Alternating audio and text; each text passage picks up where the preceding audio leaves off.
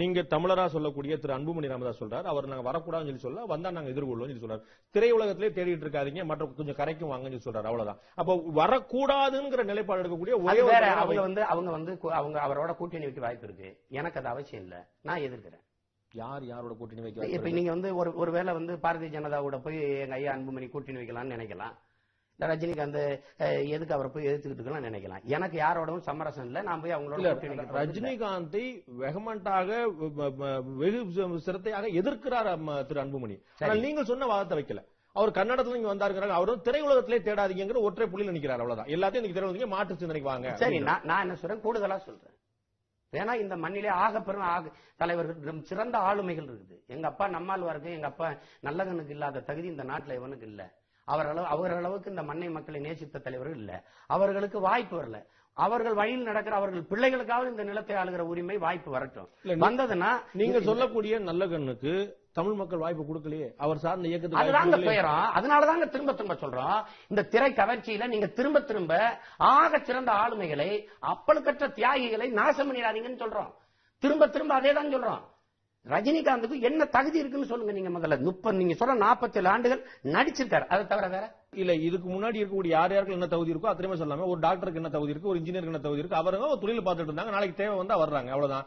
நீங்க சொல்லக்கூடிய அரவிந்த் கெஜ்ரிவால் வந்து ஒரு கமர்ஷியல் டாக்ஸ் ஆபீசரா இருந்தாரு. அவர் தேவை வரும்போது அரசியல் வராரு. நீங்க குறைஞ்சபட்சம் எம்ஜிஆர்ங்கிறவரு காங்கிரஸ்ல இருந்தாங்க, நடிச்சுக்கிட்டே கட்சியில் இருந்தாங்க. திருப்பி திராவிட முன்னேற்ற கழகத்துக்கு இணைஞ்சு நீண்ட நாள் அதுல பயணம் செஞ்சு அரசியல் தேர்தல் பரப்புரை செய்து எம்எல்சியா இருந்து அதுல பொருளாளரா இருந்து எம்ஜிஆர் கட்சியில் இருந்து பெரியார் அப்படியே பண்ணாரு.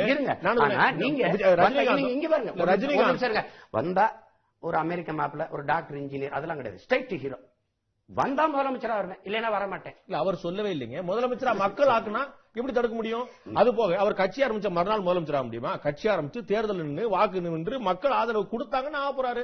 நேரடியா முதலமைச்சர் எங்கேயா சொன்னாரா? அவர் கூட்டணி அமைக்கலாம், 2வது இடமா பெறலாம், ஆட்சி அமைக்க முடியாமலே போலாம், எதிர்கட்சியா அமரலாம், ஒரு கட்சியில் அமைச்சர் ஆகலாம். அவர் வரவே கூடாதுங்கிற இது எல்லா வாய்ப்புகளும் இருக்கேன். நீங்க அப்ப சீமான் ரஜினியை பார்த்து அஞ்சுகிறாரா? அஞ்சுறது அவர் தான். நான் ஒரு கருத்து தான் வச்சேன், வரவே கூடாது. நான் போருக்கு தயாரா இருக்கிறேன்னு சொல்றவர் அஞ்சலையா? போருக்கு வந்துடாதீங்கன்னு சொல்றவர் அஞ்சுறாரா? போருக்கு தயாரா இருக்கிறது எப்போ அவர் சொல்றாரு? எப்படி தயாரினா? யாருமே இல்லாத பொட்டல்ல கத்தி எடுத்து கொடுங்க போருக்கு போறேன்னா, நீங்க அம்மையார் ஜெயலலிதாவும் ஐயா கலைஞரும் ஆளுமையா இருக்கும்போது கூட எடுத்து வர்றவங்க நாங்க கட்சி ஆரம்பிச்சு. நீங்க அப்படி செஞ்சிருக்கணும். 2 பேரும் இல்லாத போது இப்ப வர்றீங்க. 2வது, நீங்க நல்ல கவனிங்க, பயப்படுறது யாரு? நீங்க மராட்டியர். என் மண்ணில் ஏன் நான் பச்சை தமிழன்றீங்க?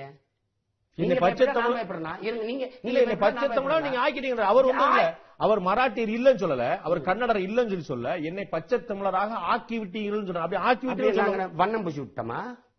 நீங்க மராட்டியராவே இருங்க, அப்பதான் உங்க மேல எங்களுக்கு மதிப்பு வரும். நீங்க என்ன சொல்றீங்க? நீங்க திடீர்னு நான் பச்சை தமிழன் ஆயிட்டேங்கிறீங்க. என்னை தமிழராக நீங்கள் ஆக்கி விட்டீர்கள் சொல்ற. அப்படி சொன்னா அப்படிதான் அவர் அந்த வார்த்தை, என்னை பச்சை தமிழனாக நீங்கள் ஆக்கி விட்டீர்கள் சொல்றாரு. நீங்க நான் இங்கே இருந்திருக்கேன், 44 வருஷம் இருந்திருக்கேன், என்னை தமிழன் நீங்க ஆக்கிட்டீங்க, நான் பச்சை தமிழன் சொல்றாரு. அவர் மக்கள் ஏற்கிறார்கள்.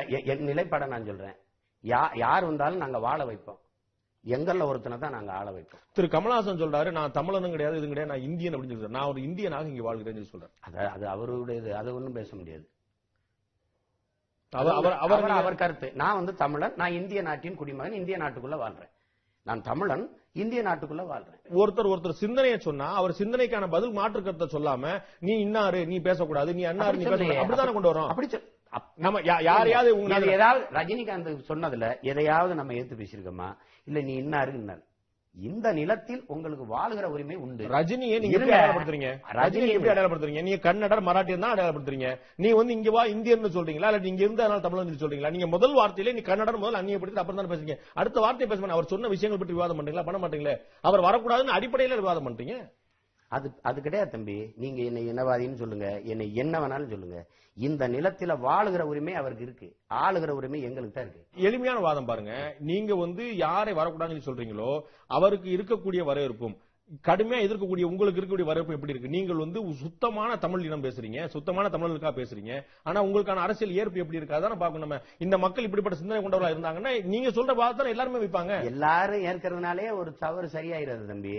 நீங்க அது ஒண்ணும் இல்ல, என் தத்துவ நிலைப்பாடு நீ ஏற்கிறதும் எதிர்க்கிறதும் உன் விருப்பம். நீங்க இப்ப அவரை காட்டுற அளவுக்கு ஊடகம் என்னை காட்டுமா? நானும் பேசுறேன், ரஜினியும் பேசுவோம், 2 பேரும் ஒரே நேரத்தில் பேசுவோம் மக்களுக்கு. ரெண்டே பேரு.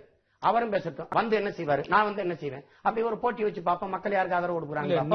அப்படி நீங்க பேசுறதுல வந்தா சந்தோஷமா செய்யறோம் மாட்டுக்கிறதுல, அப்படி வந்தா நீங்க செய்தி என்ன சொல்லுங்க.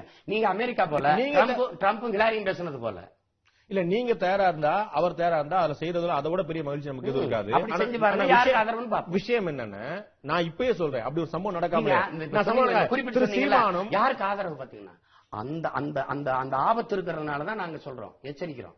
ஏன்னா நீங்க வந்து வெறும் திரை கவர்ச்சியில இப்படி கொண்டு போனீங்கன்னா நல்ல தத்துவம், நல்ல அரசியல், நல்ல அரசு இங்க வாய்ப்பு இருக்காது. ரஜினிகாந்த் வந்து நல்லவரா கெட்டவரான்னு பாக்கணுமா, ரஜினிகாந்த் கன்னடா தமிழரா பாக்கணுமா? ரஜினிகாந்த் கெட்டவரா இருந்தா தமிழ்நாட்டில் அவர் கன்னடா கூட ஆளக்கூடாது. ரஜினிகாந்த் நல்லவரா இருந்தா எங்கனாலும் ஆளலாம். அப்படிதான் பார்க்க முடியும். பேச்சு கிடையாது தம்பி. நீங்க என்ன திரும்ப திரும்ப அவர் ஆம்பளையா இருக்கிறனாலே எனக்கு அப்பனா இருக்க முடியும். அதுதான் அது உங்க வாதம். அப்பனா இருக்க முடியும். உங்களுடைய அதான் உங்களுடைய திரும்ப திரும்ப அதையே சொல்றீங்க. உங்களுடைய வாதம் அதுவா இருக்கும் சொல்றேன். தமிழன் அப்படிங்கறது சொல்றீங்க. ஒரே ஒரு கேள்விதான், இத்தனை கோடி தமிழ் மக்களில் இந்த இனத்தை தலைமையேற்று வழி நடத்த ஒருவன் கூடவா இல்ல?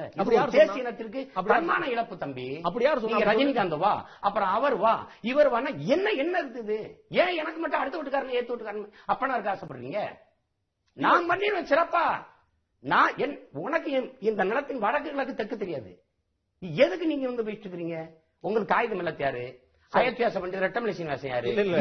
ஒரு நிமிஷம். தமிழ்நாட்டில் இருக்கக்கூடிய ஜனவரி 25 என்ன? தமிழ்நாட்டில் இருக்கக்கூடிய 85 விழுக்காடு IAS IPS ஆபீசர்களுக்கு ரெட்டமலை சீனிவாசன் தெரியாது. எனக்கு தெரியுங்களா? என்ன செய்ய போறீங்க? IAS ஆபீசர்லாம் ஓடும் சொல்ல போறோமா? அப்படி கிடையாது தம்பி. யாரை எங்க வைக்கணும்னு இப்ப என்கிட்ட அரச கொடு, யாரை எங்க வைக்கணும்னு எனக்கு தெரியும்.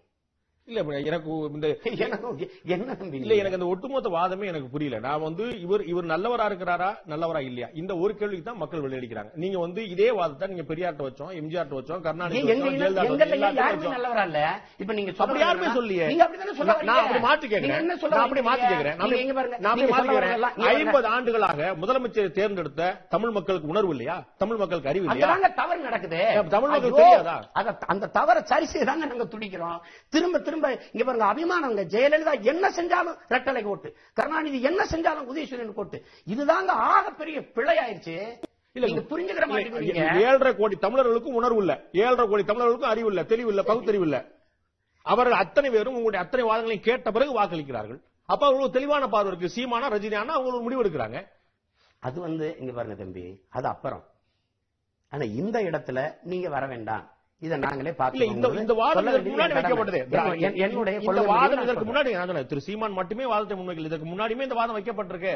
பெரியாருக்கு திருமாவளவன் குறிப்பிட்ட போல பெரியார் வைக்கப்பட்டது, எம்ஜிஆர் வைக்கப்பட்டது, ஜெயலலிதா வைக்கப்பட்டது, கருணாநிதி சொன்னாங்க, எல்லாருமே சொன்னாங்க. வைக்கப்பட்டது பெரியார் வந்து இந்த நாட்டை ஆளணும்னு சொல்லவே இல்லை. ஆமா, அவர் வந்து அவருக்கு வந்த வாய்ப்பு என்ன சொன்னாருன்னா, இந்த மண்ணில் சேவை செய்கிற உரிமை எனக்கு இருக்கு, இந்த மண்ணை ஆளுகிற உரிமை பச்சை தமிழன் காமராஜுக்கு தான் இருக்குன்னு காமராஜரை ஆதரிக்கிறாரு. அந்த நிலைப்பாட்டை எல்லாரும் எடுங்கன்னா நான் சொல்றேன். உங்களுடைய நிலைப்பாட்டை ரஜினி எடுக்கிறாரா இல்லையாங்க?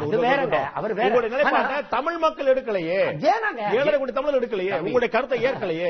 இது அப்புறம் அது அவங்களுக்கு சொல்லுங்க ஏன் எடுக்கலைன்னு. அது வந்து நான் சொல்றது மான உணர்வு, இன உணர்வு இருக்கிற ஒவ்வொரு தமிழனுக்கும் இந்த இனம் வீழ்ந்துருச்சு, நம்ம உரிமை பறிபோயிருச்சு, இதுல இருந்து மீண்டெழணும்னு துடிக்கிற ஒவ்வொரு பிள்ளைக்கும் நான் சொல்றது சரியின்படும். நான் சொல்றது சரியின்படும். அது வேணா எப்படி வேணாலும் இருக்கலாம் அப்படிங்கிறவங்க நான் சொல்றது தவறுன்னு படும். தவறுன்னு பட்டா தள்ளி விடட்டும், சரின்னு பட்டா என்னை ஏற்கட்டும். அடுத்த தேர்தலில் சீமான் பெறக்கூடிய வாக்குகளை விட ஒருவேளை அரசியல் கட்சி ஆரம்பித்த ரஜினிகாந்த் அதிகமான வாக்குகளை பெற்றார்.